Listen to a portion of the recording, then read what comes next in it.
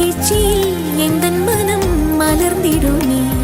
என் உயரமோ இன்னும் கொஞ்சம் வளர்ந்திடுமே ஆஹா